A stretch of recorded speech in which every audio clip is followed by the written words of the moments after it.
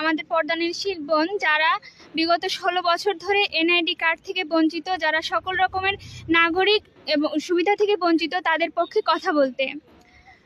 আমরা জুলাই মাসে আন্দোলন করেছি মূলত বৈষম্যবিহীন সমাজ গড়তে, কিন্তু অত্যন্ত দুঃখের বিষয় যে বৈষম্যবিহীন সমাজ গড়তে পারলেও এখনও আমরা সকল ধরনের বৈষম্য থেকে বেরিয়ে আসতে পারিনি। তার একটি উজ্জ্বল দৃষ্টান্ত হচ্ছে আমরা বাংলাদেশের নাগরিক হওয়ার পরেও আমাদের বোনরা বিগত ১৬ বছর ধরে শুধুমাত্র তাদের ধর্মীয় যে রীতিনীতি রয়েছে সেটা সঠিকভাবে কঠোরভাবে পালন করার কারণে তাদেরকে এনআইডি থেকে বঞ্চিত করা হয়েছে।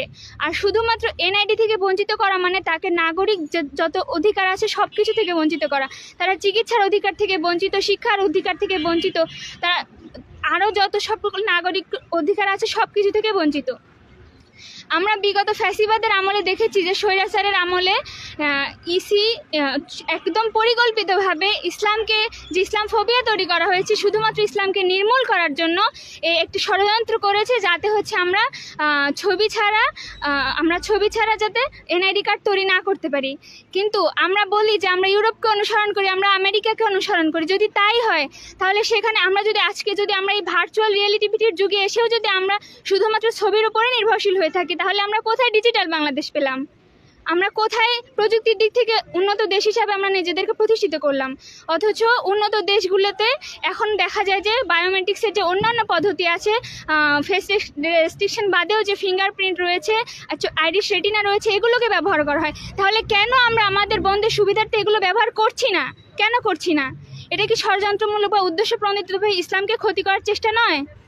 আর আমরা বলতে চাই যে আমাদেরকে এই যে 16 বছর ধরে যে বোনদেরকে বঞ্চিত করা হয়েছে সেই বৈষম্যের অবসান ঘটুক, আমাদের ধর্মীয় অধিকার আমাদের ফিরিয়ে দেওয়া হোক। আর যারা আপনারা মানবতার কথা বলেন, এটা শুধু ধর্মীয় অধিকার নয়, এটা মানবাধিকার বটে। যদি এই দেশে যদি পোশাকহীনতার যদি সংস্কৃতি যদি তৈরি হয়, তাহলে আমরা বলবো কঠোরভাবে পর্দা পালন করার অধিকার আমাদেরও রয়েছে। যদি কেউ পোশাক খুলতে চায় সেটা তাদের বিষয়, কিন্তু আমরা পড়তে চাই, আমরা আমাদের ফেসকে ঢাকতে চাই, এটা আমাদের অধিকার। যদি হীনতার অধিকার থাকে তাহলে আমাদের এই কঠোরতার অধিকার আমাদের রয়েছে। ইসলাম আমাদেরকে অধিকার দিয়েছে এবং মানবাধিকারের 41তম যে ধারা রয়েছে তার মধ্যে স্পষ্টভাবে বলা রয়েছে যে প্রত্যেক নাগরিক তার মানবাধিকার, তার ধর্মীয় অধিকার পালনের অধিকার রাখে।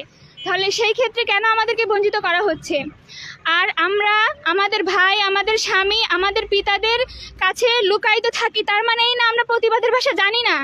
আমরা এখনও বাইরে প্রতিবাদ করার প্রয়োজন মনে করিনি। বৈষম্য বিরোধী ছাত্র আন্দোলনে হয়তো আপনারা আমাদের মতো এই যে সুরক্ষিত আপু যারা আছে তাদেরকে দেখেন নাই, কিন্তু এর মানে এই না যে আমরা পারি না।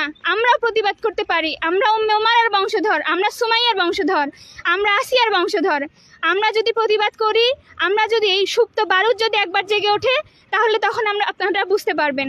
তার আগেই আমরা চাই সাংবাদিক ভাই ও বোনেরা আপনারা আমাদের এই দাবিকে আমাদের যে উপরমহল প্রধান উপদেষ্টা বরাবর এবং যত যা করা উচিত আপনারা সেখানে পৌঁছে দিন। আমাদের বাণী এই কথাগুলোকে যে আমাদের পর্দানশীল আপুদের এই অধিকারটা আমাদেরকে ফিরিয়ে দেওয়া হোক, আমাদেরকে এনআইডি দেওয়া হোক, এবং সেটা ফেস রেস্ট্রিকশন ছাড়াই আইরিশ রেটিনা বা ফিঙ্গারপ্রিন্টের মাধ্যমে। আপনাদের কাছে আমাদের এটুকু অনুরোধ থাকবে, আপনারা আমাদের এই কথাগুলোকে পৌঁছে দিন এবং ইসলামকে প্রতিষ্ঠা করার জন্য আপনারা আমাদের সহায়ক হন। ওমা তাওফিক ইল্লা বিল্লাহ। আসসালামু আলাইকুম ওয়া রাহমাতুল্লাহ।